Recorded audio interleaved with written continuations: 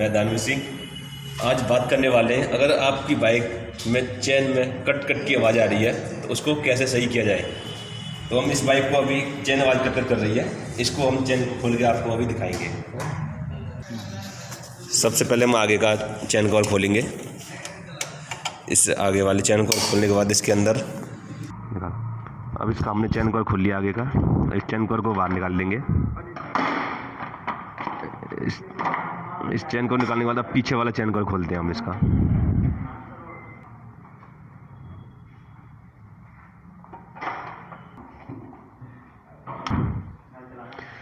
नीचे के chain cover निकालेंगे, उसके बाद फिर ऊपर वाला चेन कवर निकालेंगे।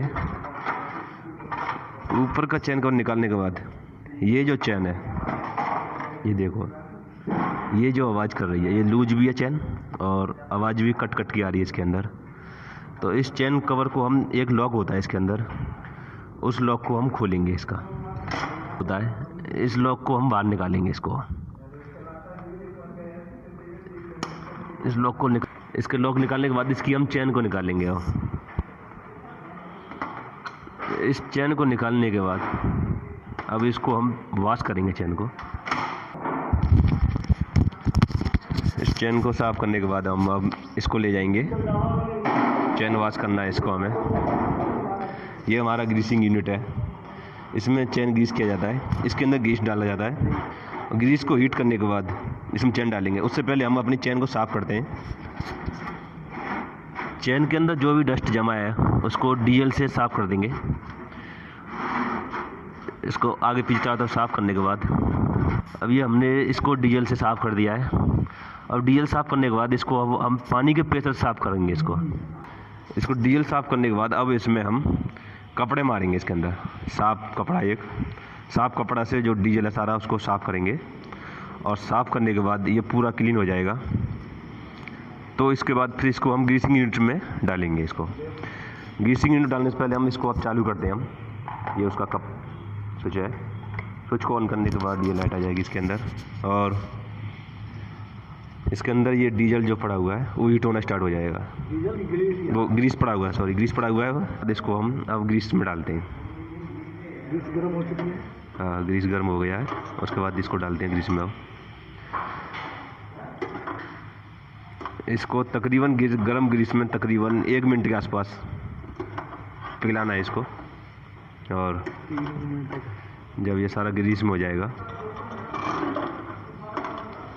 तो उसके बाद ये हमारी चेन में ग्रीसिंग होने के बाद चेन की कट कट आवाज़ करना भी बंद हो जाएगा। अब हमारा 1 मिनट तक हो गया है अंदर गर्म।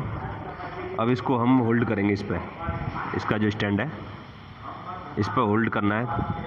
तकरीबन 3 मिनट के आसपास इसको होल्ड पर रखना है।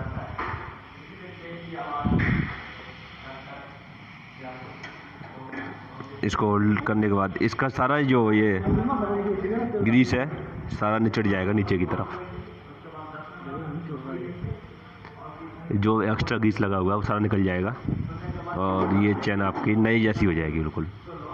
तो इस तरीके से इसको वापसी हम फिट करेंगे। अब चेन ठंडा हो गया है।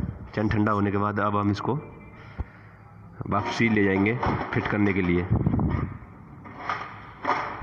अभी चेन गर्म है, इसको ले के चलते हैं बाइक के पास और इसको वापसी फिट करेंगे उसी में बाइक के अंदर।